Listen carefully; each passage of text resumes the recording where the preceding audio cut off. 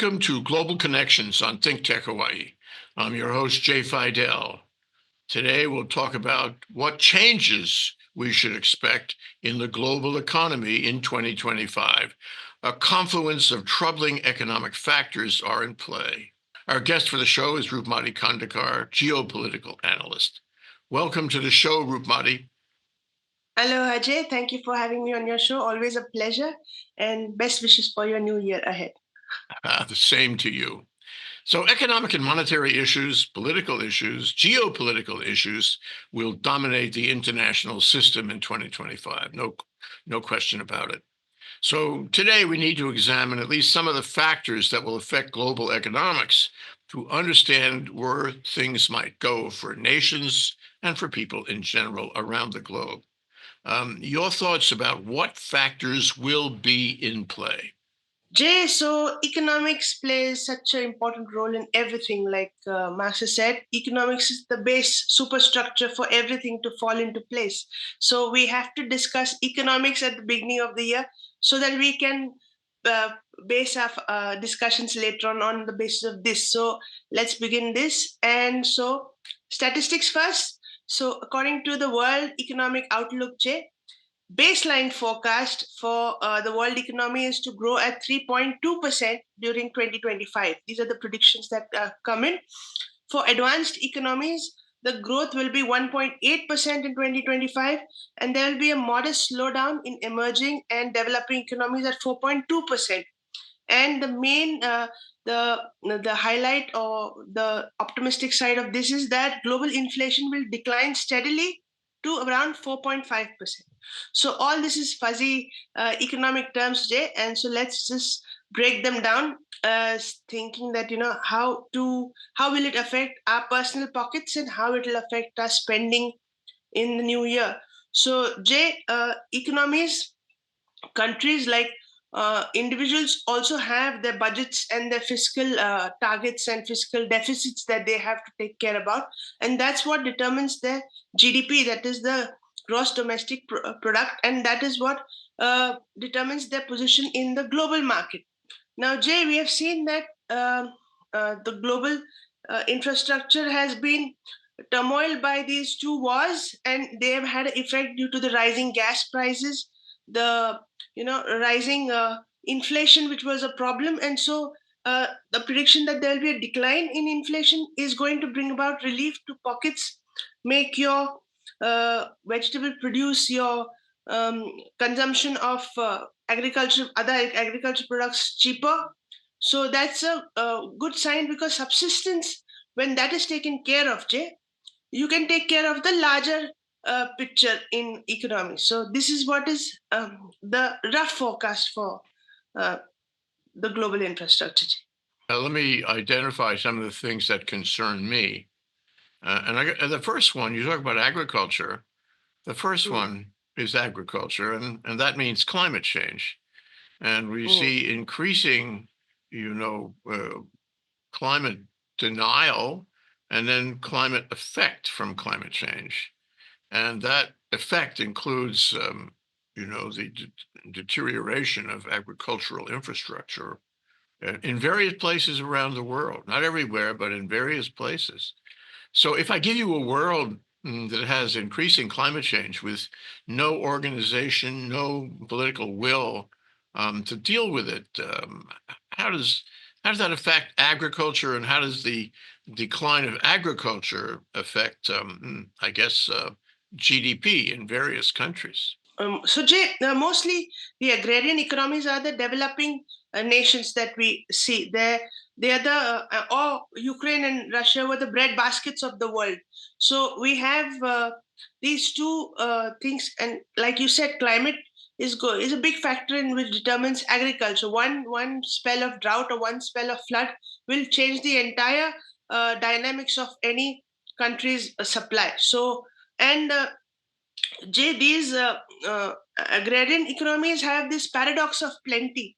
So if the farmer produces more, he doesn't get a good price. And if he produces less, he gets a good price, but he doesn't have the produce. So that's the paradox that he's stuck in. So agrarian economies are in that same situation. So they have to monitor their supply and demand in such a way that they meet their local demand as well as they meet the international demand on their agricultural produce. And like we know, it's perishable, so you can't store it like gold and other deposits. So that is a very that is a quick moving industry which happens. And Jay, in the economic infrastructure, this this sector requires attention because we tend to ignore it. Like you said, we don't have a governing authority which takes care of the climate effects on agricultural productivity, or we don't have these discussions on agriculture as much as we would. Now, in any other program, we would have taken agriculture to a sideline or may not have mentioned it at all. But it is one of the most important things of uh, human survival today. And inflation reducing means your prices of your produce reducing. So uh, that is a very big factor in any economic development. One of the other things you mentioned, I'd like to drill down a little bit, is war. So we have two significant all-out wars really going on. One in Ukraine, of course, Russia's invasion of Ukraine, and the other in Israel, where terror proxies regularly attack Israel, and Israel tries to respond. These wars take people out of the economy. They kill a lot of people. They destroy families. They destroy businesses and infrastructure for sure. I mean, think about that, the blowing up of the dam in Ukraine, for example. And they, disrupt supply lines, which of course affects agriculture also. So what you have is wars. Now, I remember that in World War II, that actually helped the U.S. economy because everybody got out there and was very productive. And, the companies were involved in war materiel, made money. And therefore, it was a kind of a booster for the American economy. But query whether that still works today, whether it would work either now in these wars or later in the recovery from these wars, the rebuilding, the reconstruction after these wars. So can you talk about how these wars are affecting economies in those areas and globally, and how reconstruction would affect those? I mean, I hope we get to it soon. Mm. The how the reconstruction of these areas that have been destroyed will affect the economies in those areas and globally. Yeah, Jay. So these wars can be termed as the geopolitical tensions in these areas, in these zones, and two zones of the Ukraine, Russia, and the Israel conflict, which happened. The distance between them is pretty considerable, and they affected the trade routes of the world. So from Ukraine and Russia, it was about the breadbaskets and the gas, oil and gas, two major products of the factors which run the international economies. And with Israel, it's a major part because all these routes were being affected. If there's a war, you have the flight system being affected, the sea routes being affected, development taking place in that affected, countries are refusing to do trade with each other, and a main factor is the oil and oil prices which rose because of these oil rich countries which were involved close to the conflict zone. So that has a cumulative effect on all the economies of the world. Jay. A rising gas price will affect a Latin American country as much as it would affect a country right next to Israel. So there is no differentiation in the level of influence that these changes would take place. So these were very, very hard hitting conflicts that took place, and the impact was overwhelming, mainly because Western Europe also involved in the same way as Asia is involved. So that is a big factor, Jed. Let me move on to other things that we see happening. We see kind of indicators, economic indicators, if you will, that start out as political. And so we have a certain decline and measurable decline in Western Europe, as well as Russia, because of the sanctions and other economic problems they have, and for that matter, population problems derived from the war.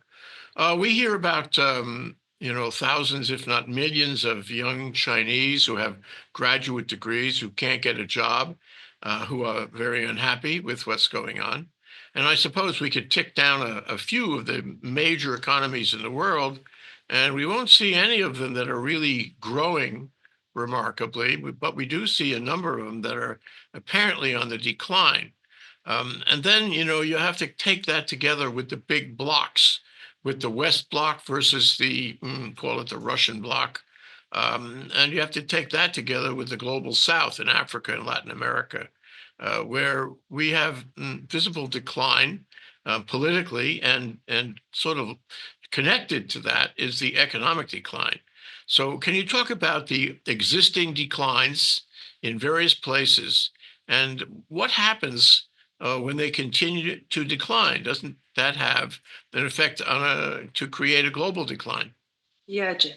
So, see, 70% of Asian trade takes place within Asia. So, what happens in Asia really has a very high impact on the global economy.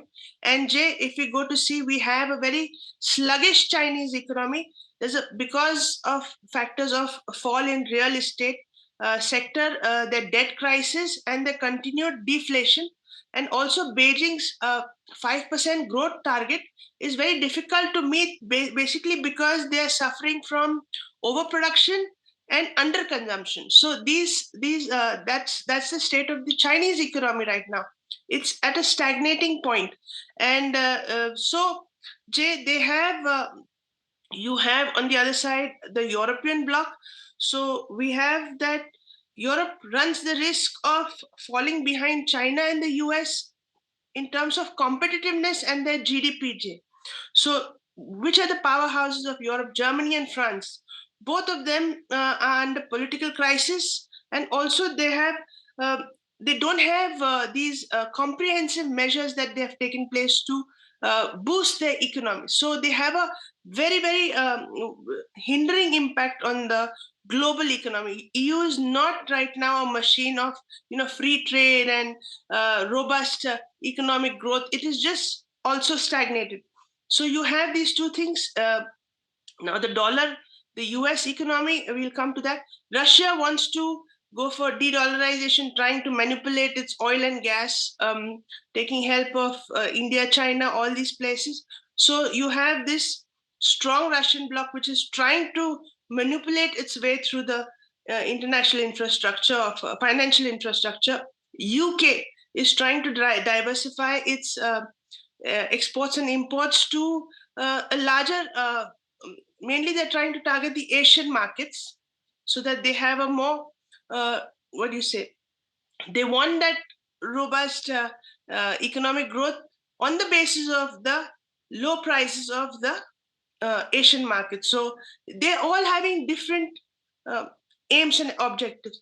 And a big part of this, pre-pandemic, they were all talking of globalization, the entire globe working towards prosperity together.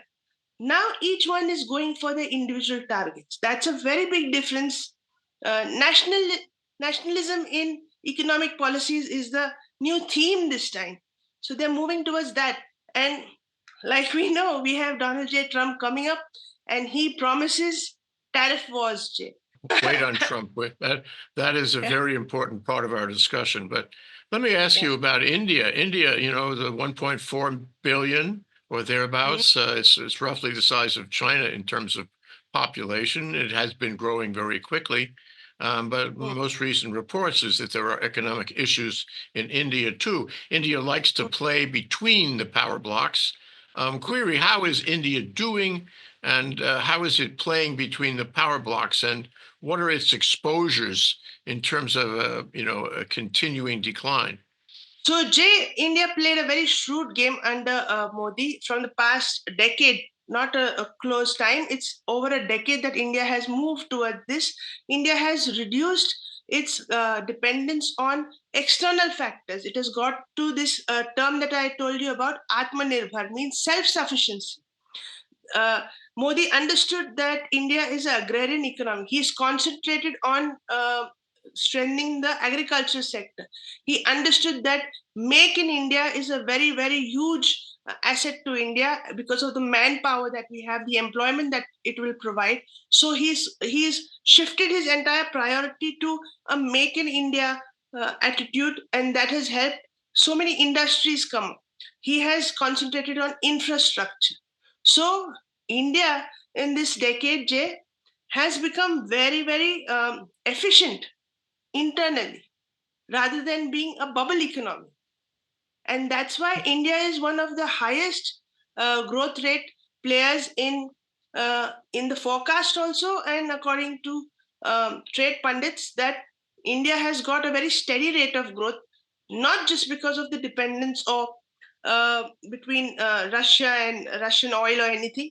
It is trying for a self-induced growth rate, not like China going getting into overproduction too. We talked about, the big, powerful countries and blocks, except for the U.S. We'll get to that. What about the developing countries? What about the global South? What about South America and, for that matter, Africa and so many places, say around Southeast Asia, that are secondary, who are not leading indicators really, but who, excuse me,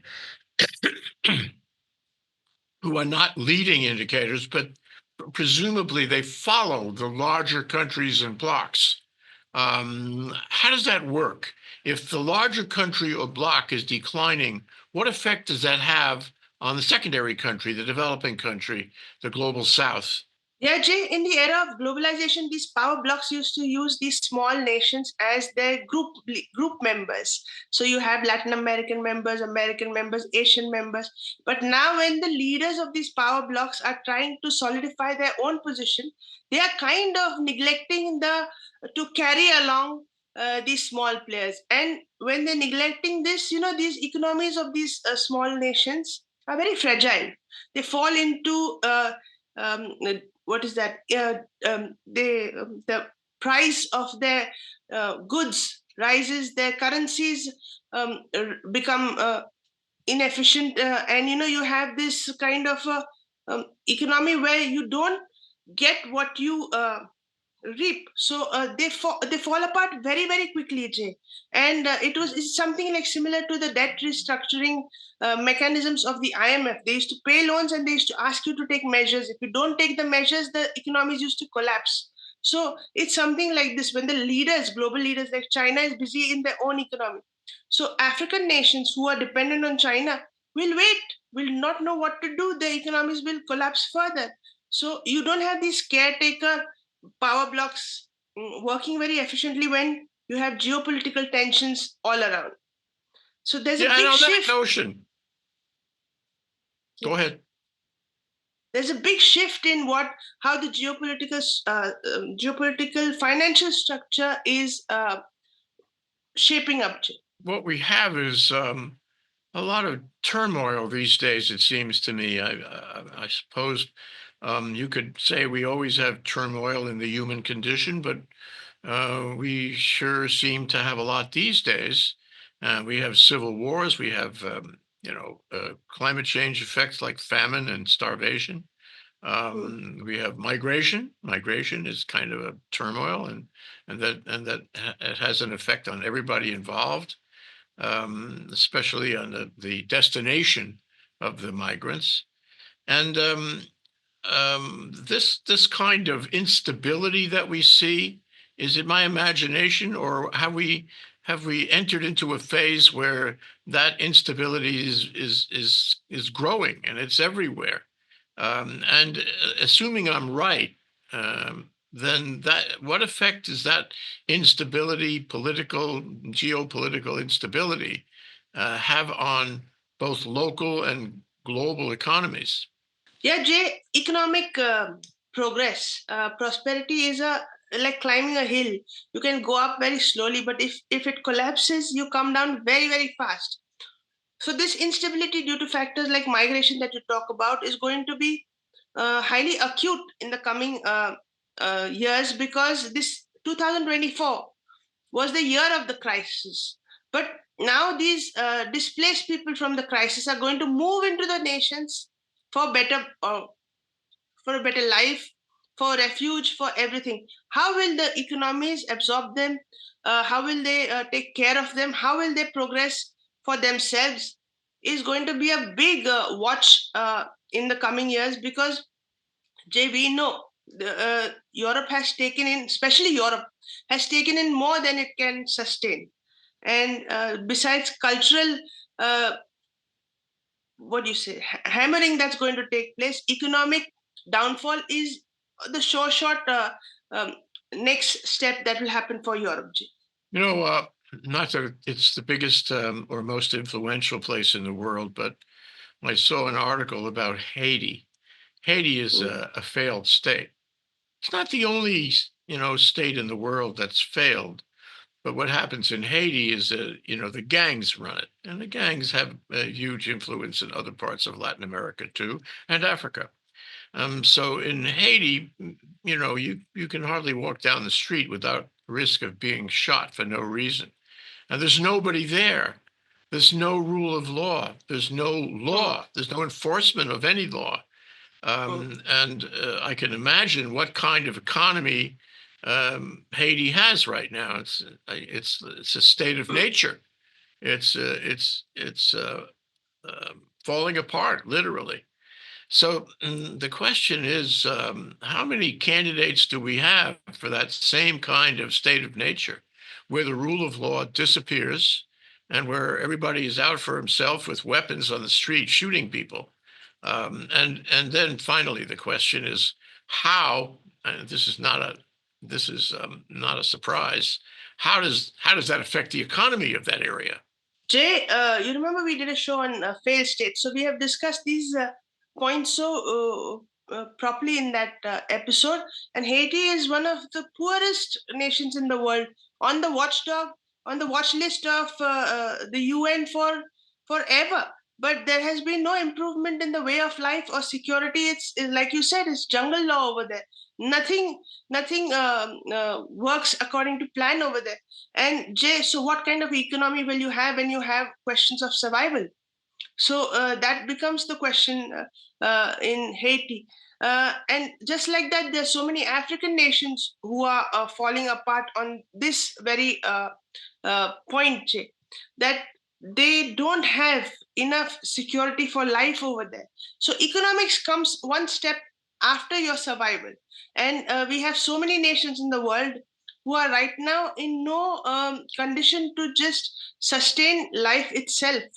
So economics really takes a backseat in those nations, and they are resource rich nations too.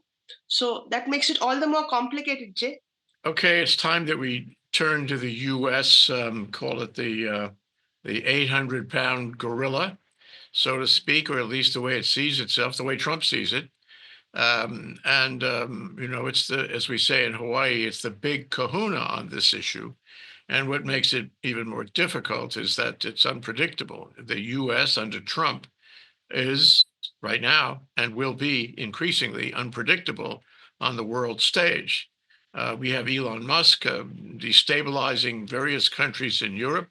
We have Trump actually today he declined to deny that he will enter Greenland and Panama by force. So this is very destabilizing statements and rhetoric, increasingly so. You have the U.S. tariffs that he's been threatening for only a week or 10 days away. You have this pervasive isolationism, and you have what could be a remarkable inflation in the U.S., followed by economic decline in the U.S., and that increasingly has a global influence, a global effect on everything. I know this is a hard question, Roopmati, but we can expect from Trump uncertainty, chaos, disruption, and surprise, not necessarily good surprise. There are some people in the US who feel that Trump is going to save them.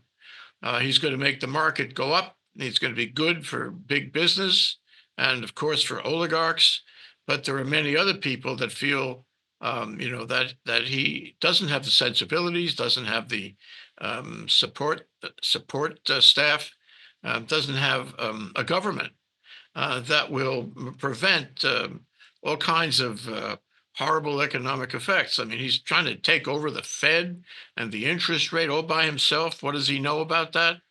So all I'm saying is that the U.S. is a big factor in our discussion here today, and Mm. we really have to deal with Trump's Trump's machinations on not only the national stage but the global stage to evaluate the global economy. Your thoughts? Jay, the US is the hegemon of the system economically also. So the line that the US has to be to make US strong, to make the dollar um, such a force to reckon with, and that is the line that has to be kept. So now, Jay, we are faced with a situation that Donald J. Trump is not yet in office, but still in office, and his executive order can fix everything in a matter of minutes. So let's start with the tariff wars that he threatened before the New Year's 31st, that he would bring in 25% tariffs on Canada, on Mexico. Uh, that Jay itself gave an inkling to what is going to come up. There are going to be tariff wars that are going to happen in 2025. When you have tariffs imposed on you, you will have retaliatory tariffs, right? So he has been talking of, like, for the example of Canada, to become the 51st state, and Governor now Trudeau to come in. And he said that the US, which was dependent, which is giving $200 billion to Canada, and will just stop importing the 20% cars that they get from, and start manufacturing locally in Detroit. And Jay, he wants to give extra additional 10% import on Chinese products in the first day of office. So the tariff system he's going to just shake up like anything else, and he calls boundaries as artificially drawn lines and to ignore them. So he wants he wants everything to come as Pan America, which is not which will be playing with reality in a big way. Forecast is to rename Gulf of Mexico as Gulf of America. So we are going to we are going to move into territory which is going to be it's going to be different kind of uh, what do you say? It's expansion that's going to happen. And Jay, we Trump has promised the voters that they'll have stronger pockets for the prices of their everyday life will reduce. Now let's see what he has promised. Can he bring in that? Because Jay, the voters voted just on this point, that their daily everyday life would be much easier to sustain. But that was the promises that he made were inflated too. They were not real. Like he cannot bring in changes within a matter of days and within a matter of hours. And Jay, one important factor is the uh, government of efficiency, Department of Efficiency that he has put up. They are planning to cut down so many government agencies and federal uh, offices to bring in efficiency and cut down costs. Now you're cutting down the American bureaucracy. It makes the nation work. What is your alternative to that? So Elon Musk did this with Twitter. He fired 80% of the staff, which was monitoring uh, the Twitter handle, and he kept 20%. Now, is it functioning at the same rate? Would it be advisable to uh, lay off 80% of the staff? They're doing the same thing in this Department of Government Efficiency. So, big things promised. What will come on the table is very, very dicey, Jay. Well, you have all these threats and every indication that he will follow through. He and his friend Musk. And even if they follow through to a limited extent, that sort of creates political instability. And I think it will affect the economy, but there's a circular spiral here. If you create instability and thus the economy, inflation, what have you, then you have to find a scapegoat, because you cannot accept the blame yourself. He never accepts the blame for everything, even the insurrection on January 6th. He doesn't accept any blame for that. He doesn't accept any blame for losing the election in 2020. So if there are problems in the country, and the economy goes down, which is a fair possibility for all the unhinged policies and plans he's made, then he's got to find a scapegoat. And that takes us to civil liberties, and takes us to Mm. human rights. It takes us to these notions of prosecuting and auditing your enemies, your adversaries on the political stage. So here's a hard one for you, Rupmati. What happens when he goes after his enemies? What Mm. happens when he finds a scapegoat and fills the media with lies about his enemies and the scapegoat? What happens to the economy? Remember East Germany. Jay, he has just a couple of hours back, he has just spoken about economic force. So he's going to use economics as a force.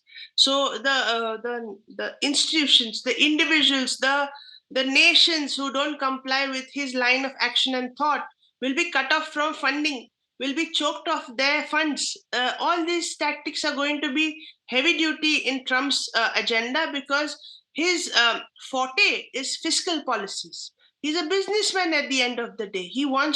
If he wants a merger, he will try to bring that company down to bankruptcy and then overtake it. So he's got that kind of acumen in his mind, that he wants to come after brutally against in fiscal policies, and that's the exact line that he used: force, economic force.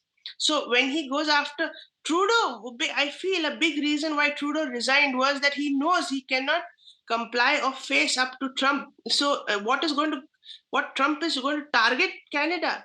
He will not be able to. Already, he's got such a bad name for the rising standard of living in America, and now to face Trump's onslaught, he preferred the escape route.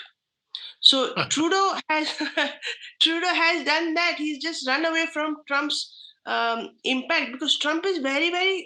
If you see his speech, today's latest speech, he is very, very focused on what he wants, Jay, and he talks of cutting Canada's $200 billion expenditure. Now that would put pressure on Canada. For $200 billion, that economy will definitely collapse. It's got no unique products that it can supply to the world. It depends on America for the security blanket, for its exports, and for the to and fro that happens between Canada and the US. Now Trump talks of taking over Canada as a 51st nation state. So that itself gives you his line of thought.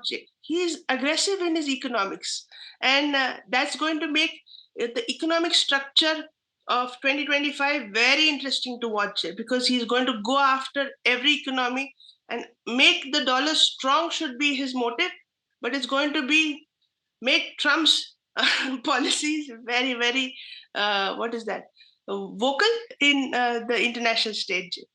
That's his policy. Yeah, now that you raise a question in my mind about the international stage. We Mm. have a lot of rhetoric from him lately about Canada. He's been a part of the change in regime. Mm. The Justin Trudeau resignation just this week, and he's attacking. He's attacking the UK, Starmer. He's attacking Germany. And his whole thing about Latin America and the migrants, it's a political attack that reaches outside of American boundaries. So it's not isolationism at all.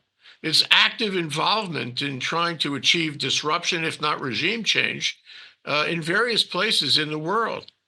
It's the U.S.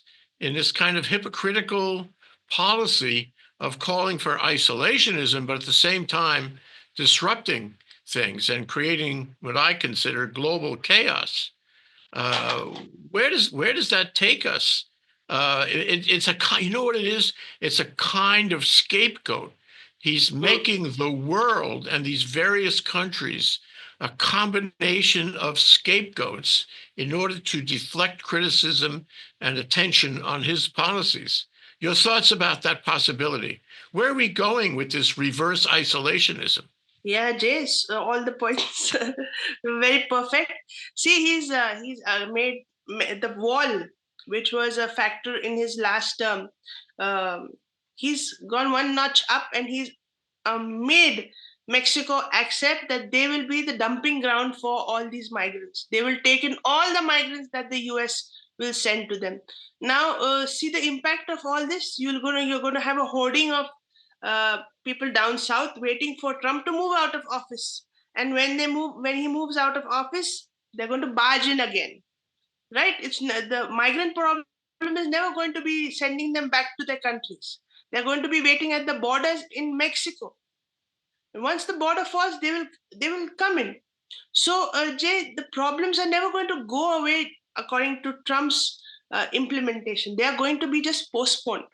So he doesn't have concrete actions that they'll be deported right back to the place of residence or place where they came from. It's just up to Mexico.